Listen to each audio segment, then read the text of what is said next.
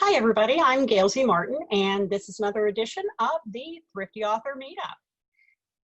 Today, I want to talk a little bit about book marketing in a weird world, because every time I think it can't get any weirder out there, or I've checked all the boxes off my apocalypse bingo card, there's another whole secret square out there that I wasn't looking for, whether it's lethal lizards or killer bees or, I'm waiting for Godzilla. He's kind of my center square. And I really don't want to tempt fate by even saying that because, I'm sure I'm going to go check the news and there's a monster lizard closing in on Southeast Asia. So we are living in a really, really weird time. And one of the side effects of that is that we're not going out as much as we used to. Sometimes for personal health reasons that folks don't want to or can't safely leave their homes. Also because many of the places that we previously liked to gather, whether they're conventions or bookstores or community events like book festivals, aren't being held, or they're not safe to have the same kind of crowd that we used to have. And so if you're an author with a new book, or you're going to have a new book, or you just want to keep your backlist in people's minds because, hey, folks are home with a little more time on their hands, let's read some books, and why not read yours?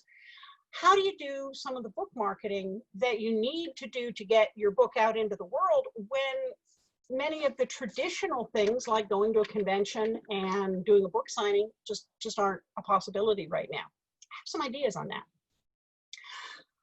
One is that you want to look at your marketing in light of how can you bond with your existing readers, the people who are already reading your stuff, already love your series and your characters, so that they know you care about them and that they know what you're working on and they know when you bring something out. And then there is the possibility of bringing in new readers who may have, amazingly enough, read through their to-be-read pile and are going, I could use a good book. And I like this kind of book. And oddly enough, that's exactly the kind of book you write. So great opportunity to stay close with the people who already know and love you and bring some new people into the fold. Well, one of the things that can really help to both bond and bridge are video readings. You don't have to be fancy. You don't have to be a celebrity. You are seeing an awful lot of very regular people getting on Zoom, getting on Facebook Live, getting on YouTube and their phones and cutting some video, because we have all been away from other people for a while. And even though we thought that might be a good thing, as it dragged on, we're starting to go, you know what, I kind of miss having people around. The other thing about doing a video is that it does let people feel like they've gotten to know you, feel like they've sat down across a table from you. You can do a book reading. You can give people your 30-second elevator pitch line for the book, the one that you would normally give at a book festival, for example, when somebody comes up and says, well, what's this book about? You can do all those things on video. And you can also talk a little bit about the background for a book. If you happen to be in a place, near a place that you can still safely visit that pose the background for a book, you can take pictures, you can show people video, you can say, and this is the thing I was talking about, or that I used as an inspiration when I got to that chapter. And those are all wonderful things that people want to know. If you can't go to some place like that and you don't have personal pictures, look at the Facebook presence of places and landmarks and tourist attractions on Facebook and Pinterest and share some of those with your readers to give them a visual, because we read books all the time that are set in places we've never personally visited. And I think a lot of readers are very interested in finding out, well, what did the real place look like? Well, what was the real history on that? What inspired you to kind of take that story a different way? And those are all wonderful tales that you can tell via video or with pictures and social media that don't require being anywhere or going anywhere outside your house. You can do all those things from home.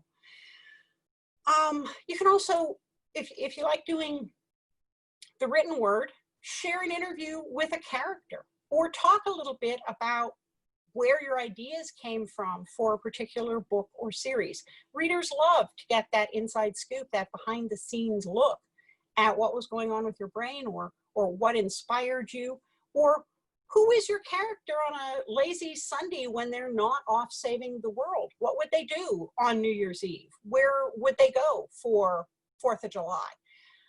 Those little vignettes bring a lot of humanity to our characters beyond what is in the canon, so to speak.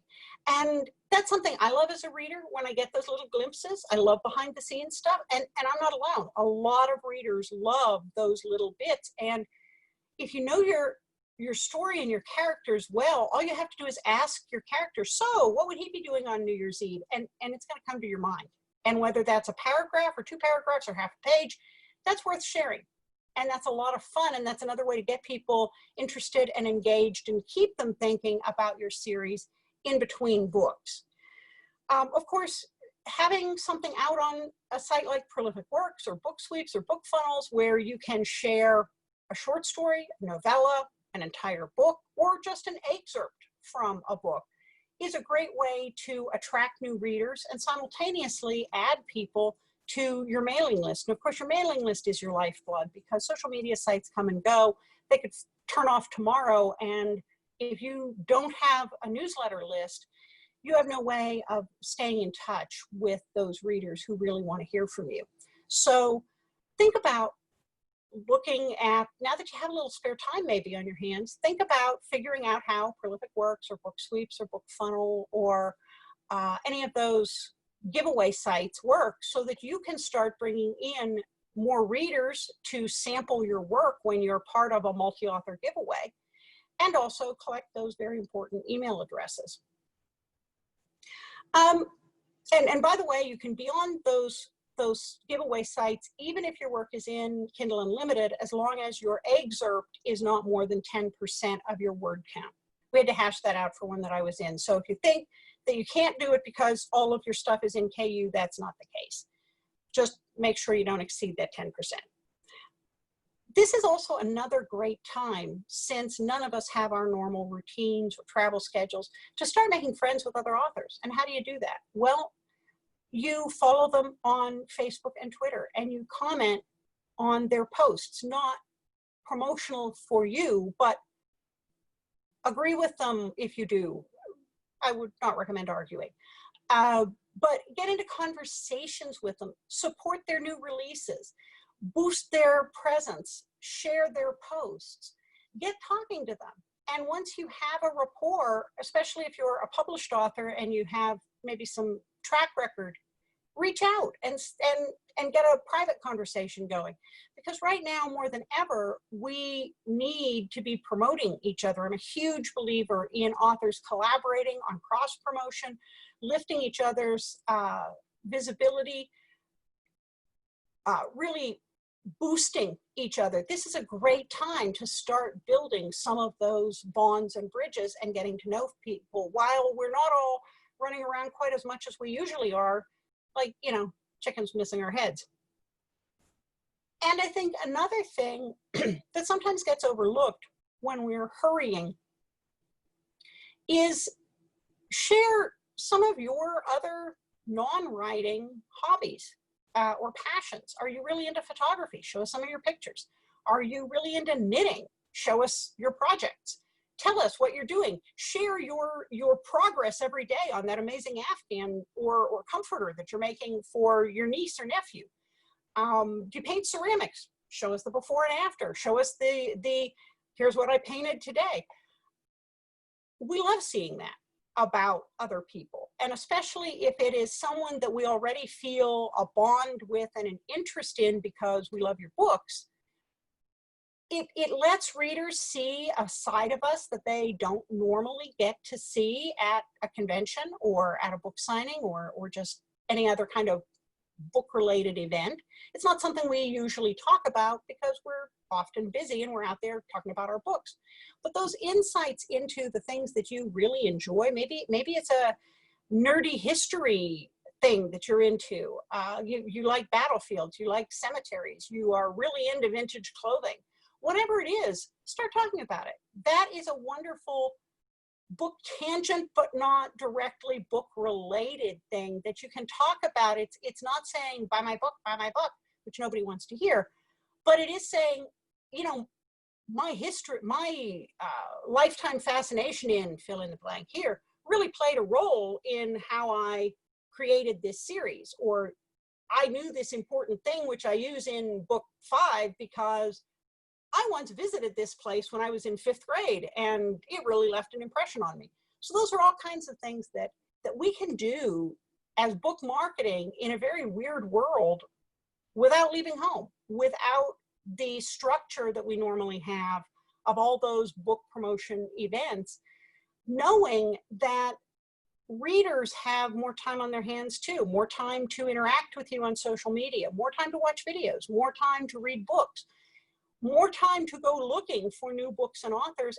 And there's an openness, I think, right now, because normal isn't normal anymore and everything is changing, that people maybe not only on one hand want to reread all their favorites from their favorite authors because it's comforting and it's safe, but we're doing a lot of things differently now. Once you get in the habit of doing things differently, different doesn't always scare you quite as much. So maybe it's a great time to take a chance on a new author or a new book.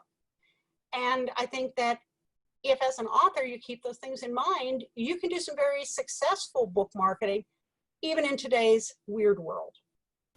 Thanks for joining me. I'm Gail Z Martin, and this has been the Thrifty Author Minute.